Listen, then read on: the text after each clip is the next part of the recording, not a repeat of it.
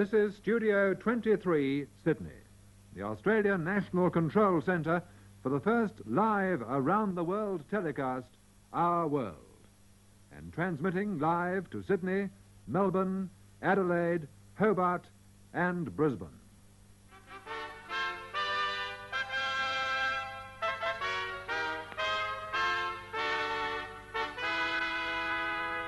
All round the world, you're about to participate with millions of viewers in a moment of history. In a few minutes, by means of 4 satellites, 23,000 miles above the Earth, we'll be joining in the first live round-the-world telecast. In 14 countries, television crews are ready to send live pictures to the 24 countries that will receive this program. And like you, people in town and country are sitting down in front of their television sets. In 7 o'clock in the evening in Tunis, Stockholm and London, 1 in the afternoon in Mexico City, and at 4 o'clock in the morning in Tokyo. They're up early too. All of us are linked right round the world in sound and sight of each other in the instant. It's a climax to all man's history of communication, since long before Puck said for the first time in 1600 in A Midsummer Night's Dream, "I'll put a girdle round about the earth in 40 minutes. A fantasy when only 80 years before, Magellan had circumnavigated the world in 3 long years. The oceans had daunted man for centuries.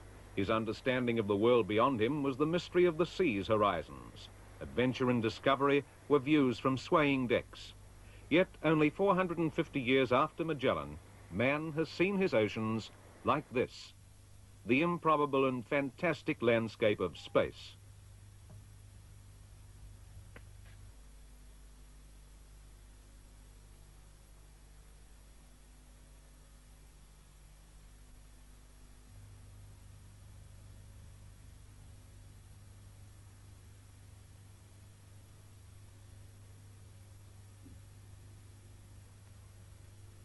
This was the stuff of dreams, even for the inventive minds of a few years ago like Henry Ford.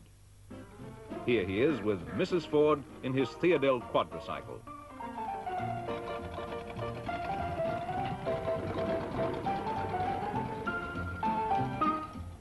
And like the Wright brothers.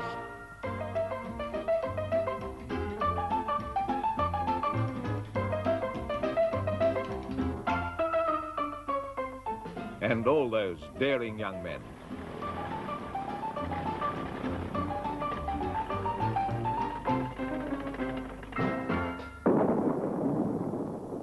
But it was the rocket launching pads that made the last spectacular advances in communication possible. The early communication satellites were comparatively simple, like Echo 1, launched in August 1960. It was a huge, passive communications balloon designed to allow signals to be bounced off it. A far cry from the sophisticated electronic vehicles of recent years, which will be used in this program. SYNCOM II was launched in July 1963. It was the first satellite to establish line-of-sight communications between Africa and North America, and like all the satellites to be employed in this program, was placed into a synchronous orbit. This is a precisely planned orbit at 23,000 miles, where the satellite speed is synchronized with the Earth's rate of rotation. It retains the same relative position to a fixed point above the equator. In this way, it appears to be stationary and can provide continuous 24-hour communications. 3 such satellites can cover the globe. In August 1964, SYNCOM III was launched and placed in orbit above the Pacific. It was used to relay part of the Tokyo Olympics to North America. Lani Bird was the first commercial satellite, launched early in 1965. The Lani Bird satellite was used in 1965 and subsequently for much more complex television programs, linking all of North America with Europe and allowing for the exchange of exciting programs across the Atlantic, bridging time, distance, and the barriers of language. And here in Australia, the first satellite program sent pictures from Carnarvon to London, linking families in an ABC-BBC program. And Mrs. Wright, well, this end would just like to say something. Yes, Mrs. Wright. Oh, yes. Do I speak to Laurie? You can speak to whoever you want. Oh, Les, it's lovely to see you again after all these years now. And Laurie, thank you so much for your lovely letters you send me. So descriptive I'm sorry of we the don't place. write more. Still talking. Just Sorry. yes. I'm sorry we don't write more often, but my husband makes me work too hard. The first program received in this country by satellite was the recent Expo 67 telecast direct from Montreal. And these were the pictures beamed by NASA's ATS-1 satellite high above the Pacific, a satellite that will be used again in today's program. Good morning, Australia. I'm Eric Hunter of the ABC reporting direct from Montreal and Expo 67. Although it's still the early hours of a Wednesday morning in the middle of an Australian winter, here it's Tuesday mid-morning in the Canadian summer. And that program is due to start in just a few minutes. Through these headphones, we're getting the last details from London on the program. Now, just briefly and simply, this is how the signal will be sent. There are the satellites. Early Bird and Canary Bird over the Atlantic Ocean, and NASA's ATS-1 and Lani Bird over the Pacific. It's ATS-1 that will bring the program here to us in Australia. The Russian satellite Molniya was to have been used until the Eastern European countries decided not to take part. The whole complex operation is being master controlled in the BBC studios in London and being simultaneously sub-switched in New York to build up the TV picture on the 625 line system. Let's just take a simple example of a segment of the program which originates from Rome. From there, the signal must go through Milan, the Albula Pass, Lyon, Paris, Brussels to London. From London, it leaves Earth and goes up to the Early Bird satellite over the Atlantic. From there, down to New York. From New York, overland on landline, north to Montreal and south to Mexico City.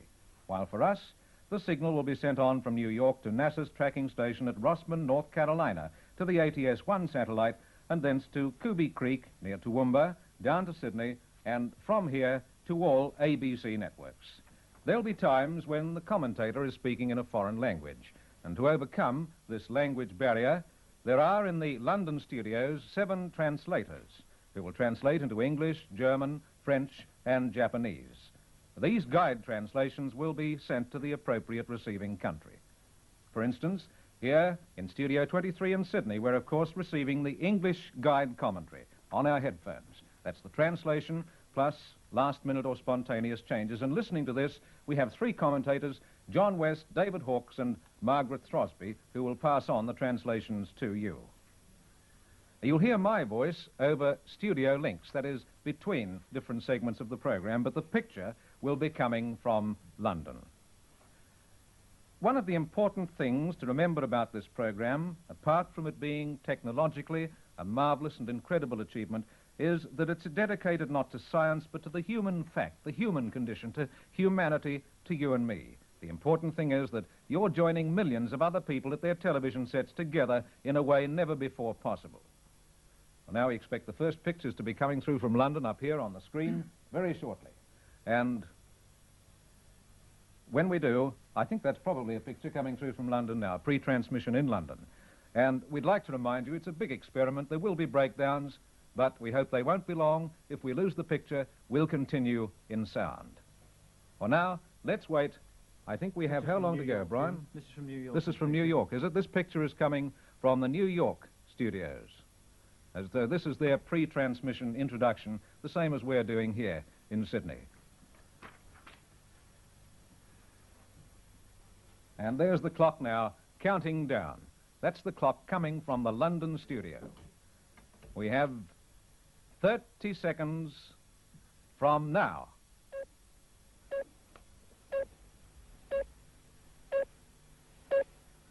20.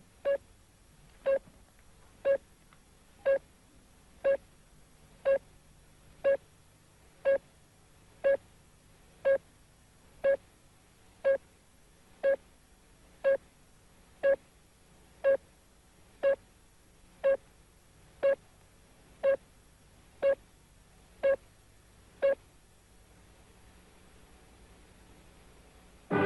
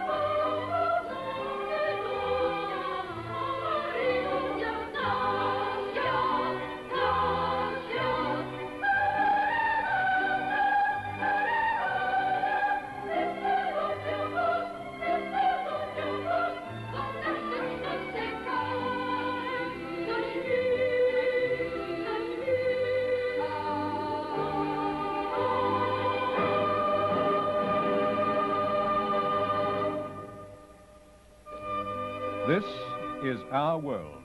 5/7 ocean and 2/7 land. 135 sovereign countries, the home of 3,400 million people.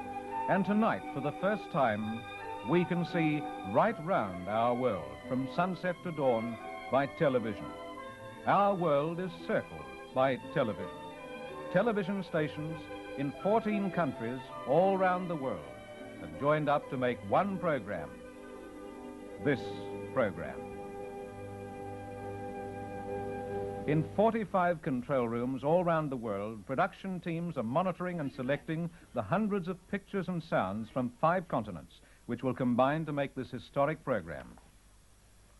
At St. Paul de Vence in France, they are preparing for a visit from Calder, Chagall and Miro in one of the world's most novel artistic centers, the Fondation Mecht.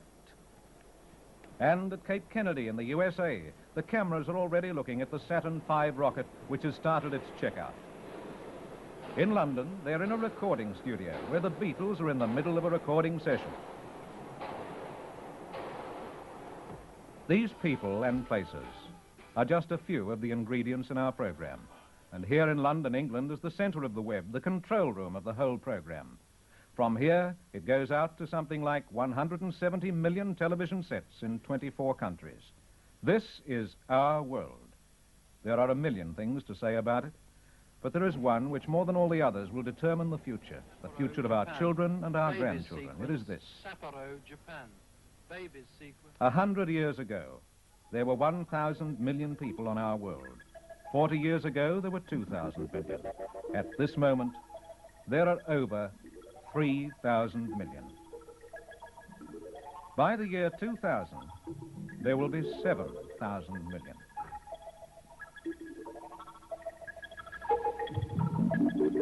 We can represent the crowded, expanding world by charts and maps and symbols, but none of us has ever seen it, at least not as a whole. But today, we can look round the world at what we really mean when we talk about expanding population. We start this program by looking at some of the very newest arrivals in our world, babies who have joined our human family in the last few minutes. Our first quick look begins in Japan, in the land of the rising sun.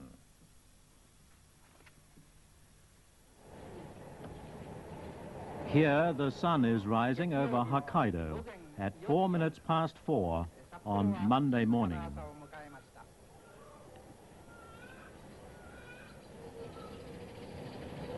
Quiet morning in Sapporo. You're looking at the Hokkaido University Hospital and some of its inmates. My name is Saigaro Kitade, and I'm inside the maternity ward.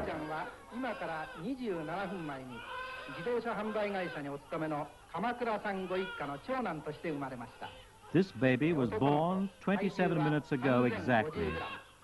He's the first son of Mitsuno and Norio Kamakura, and he weighs 6 pounds in weight. This is a Japanese custom to make footprints as a souvenir for the new baby. Who knows, some of these little feet may step on the surface of the moon in the future.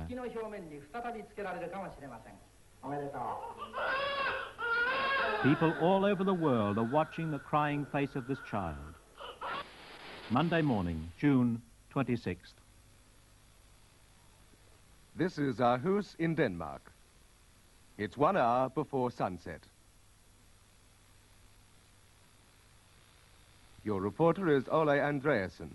He's reporting from the maternity hospital in Aarhus, Denmark. The maternity hospital is attached to a university, as in the hospital at Sapporo. Here is another Dane added to the 4.5 million living in Denmark. She's a girl of over 7 pounds.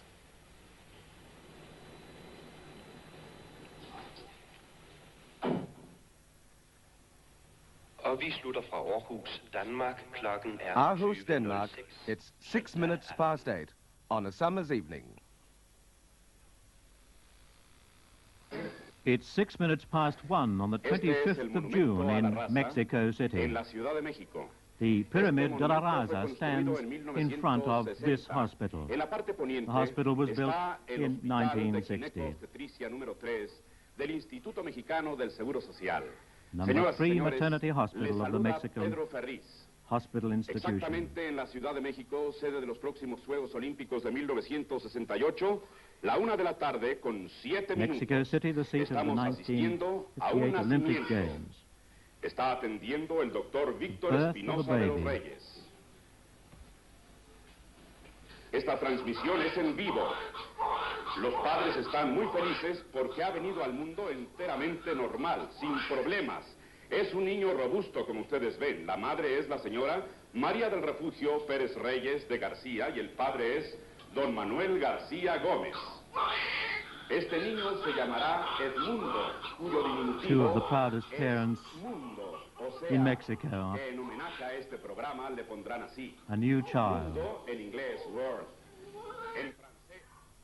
3,000 miles to the north, here in Edmonton, Canada, is the Charles Camsell Hospital, glistening in the sun. This is a hospital strictly for the Indians and Eskimos of northern Canada, the Arctic coast, and the Arctic islands. I'm Libby Christensen.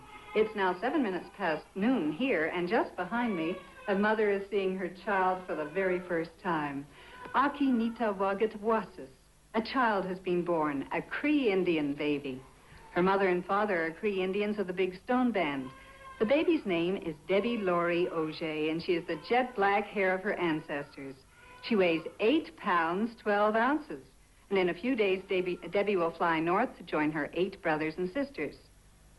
The first year of life for Debbie in the rugged North Bush country will be the hardest, but she should live to be 60 years of age.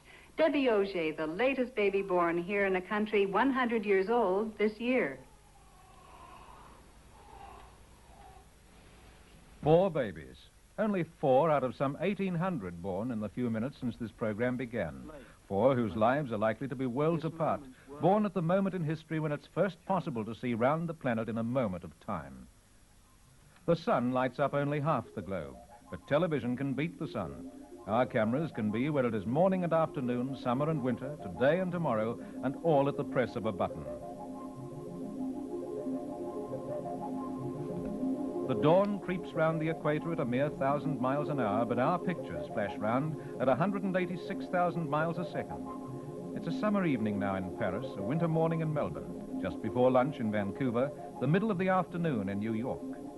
We'll visit them all in the next few minutes, and many other places as well. Today, the world becomes smaller than it has ever been. Until 140 years ago, no one could travel faster than the speed of a horse over the land, or the speed of a sailing ship over the sea. For Magellan in 1518, a journey round the world meant 3 years of his life. When Hugo Eckener took the Graf Zeppelin round in 1929 in 3 weeks, he reduced its effective size to this. And in 1961, Yuri Gagarin at the controls of Vostok 1 orbited in just 90 minutes and made it this much smaller. Today, our journey across the globe through a network of landlines and microwave links and ground stations and satellites takes just about 2 seconds, and distance ceases almost to have meaning. The television journey we are starting now is one that nobody has ever taken before. We'll see what our neighbors are doing at this very moment in different places across our world.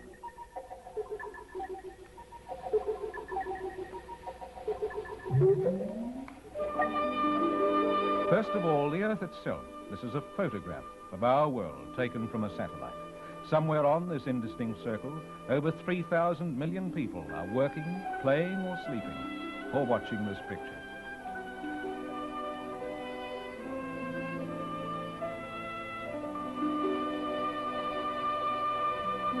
And now, we come down to Earth for our journey into tomorrow, and we begin at a few minutes past 8 on a Sunday evening in the heart of Europe.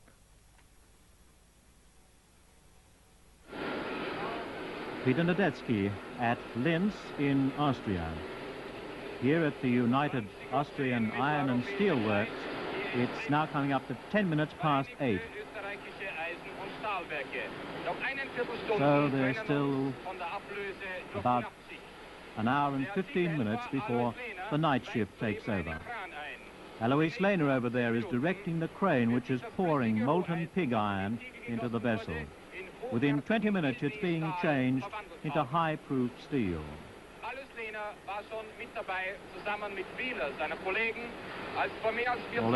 Lehner has been working here in the steel works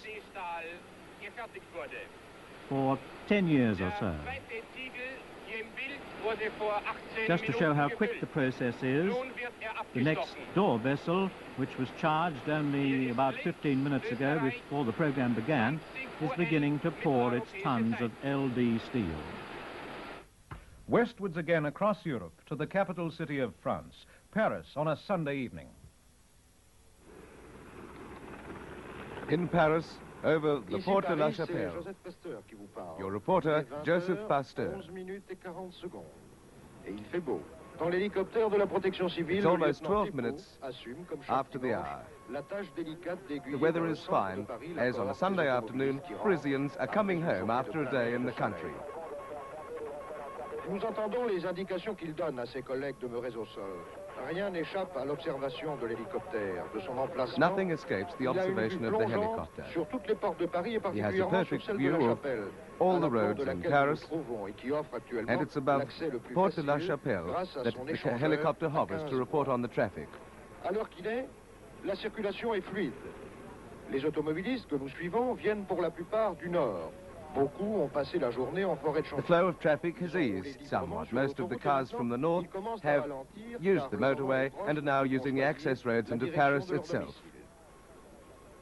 La rentrée sur Paris un dimanche soir, surtout lorsque la journée a été magnifique comme aujourd'hui, When the weather's fine, Sunday evenings is always a crowded time into and out of Ce soir, Paris. un vent d'ouest assez fort gêne quelque peu A dans fairly ses strong évolutions west l'hélicoptère de wind la has been protection blowing this civile. afternoon, Mais making quelles que soient les conditions awkward conditions for the atmosphériques, helicopter. Le lieutenant Thépaut restera à son poste. But whatever tant qu'il the le weather faudra. conditions, Lieutenant Thépaut will remain keen and alert in his position.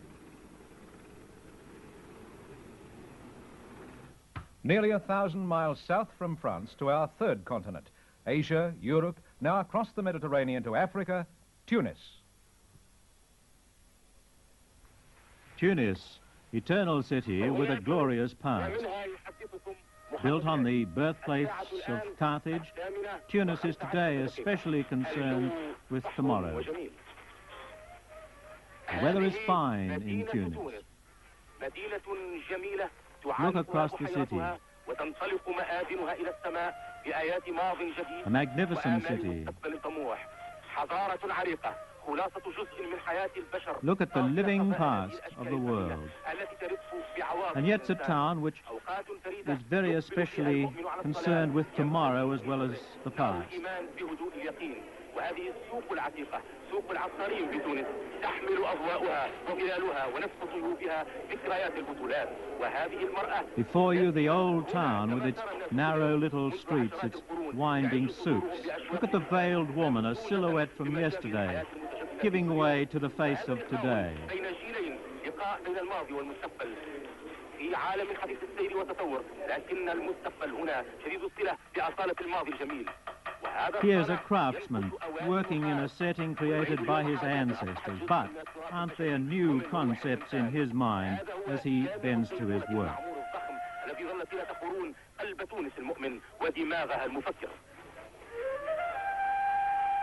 The heart of Tunis. East and north now for our last stop on this side of the Atlantic. We move 900 miles from Tunis, skirting the coast of North Africa to the edge of the European continent, the Gulf of Cadiz.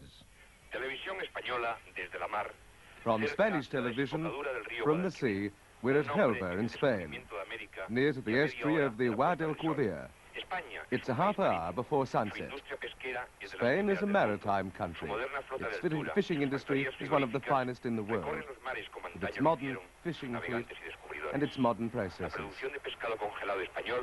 The fishing fleets crossed the seas, as did the Spanish navigators and sailors hundreds of years ago, from Huelva and from Cadiz. It was from here that Magellan set out to start his trip around the world. The fishing fleet is at its everyday work here, a scene which repeats itself daily for centuries without change. Each time the fishermen haul in the net, they hope for a new surprise. It's always different. What will it be like today? Fishing is one of the main traditional sources for the wealth in the villages in this region of the tourist-ridden coast. While nations are developing so rapidly, there still remain picturesque corners like this where I can still find peace and human dignity in the service of splendid cooking so rare nowadays. Huelva in Spain.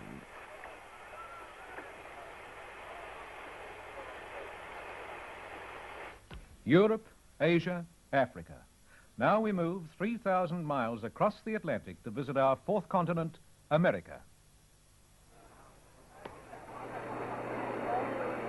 This town, until 3 days ago, was distinguished only by its anonymity. A flat, slumbering farm town suddenly jolted awake. I'm Dick McCutcheon of NET. It is now 3:17 p.m. And almost exactly 90 minutes ago, American President Johnson and Soviet Premier Kosygin entered this house to resume their meeting on the summit in this, the unrarefied atmosphere of Glassboro. Just as the resources of international television have been mustered for this program, Our World, so the bewildering hardware of American communications has descended on this small rural community. And it's difficult to determine which Glassboro finds more complex, the enormous issues of the summit meeting itself, or the technology that accompanies it.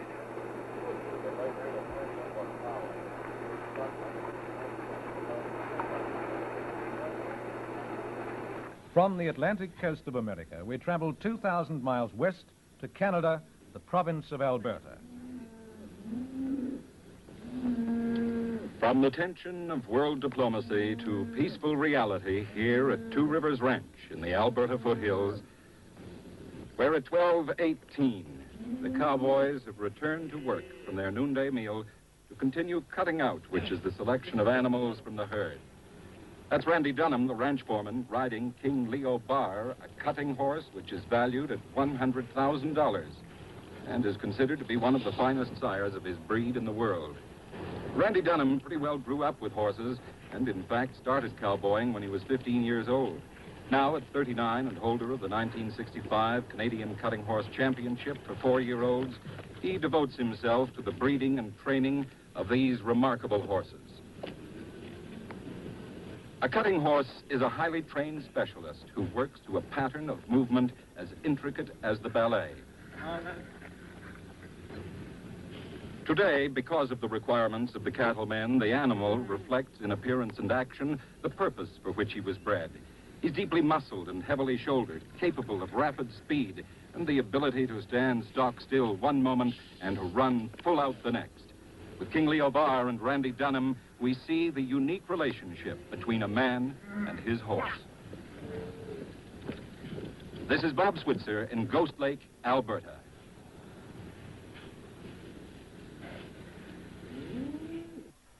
Back west across the Rockies again, 400 miles from our last stop into British Columbia and the edge of the Pacific Ocean. This is Mike Winlaw on the shores of the Pacific Ocean at Vancouver. This is Kitsilano Beach, where the time is 19 minutes past 12 noon. And it's a beautiful day. Bright sunshine, the temperature 78 degrees. Great weather for a Sunday afternoon at the beach. Across the warm sands and just a few short steps away, the blue Pacific. The water temperature today close to 70 degrees. To the west, several hundred yards past the swimming area, the Kitsilano and Vancouver Yacht Club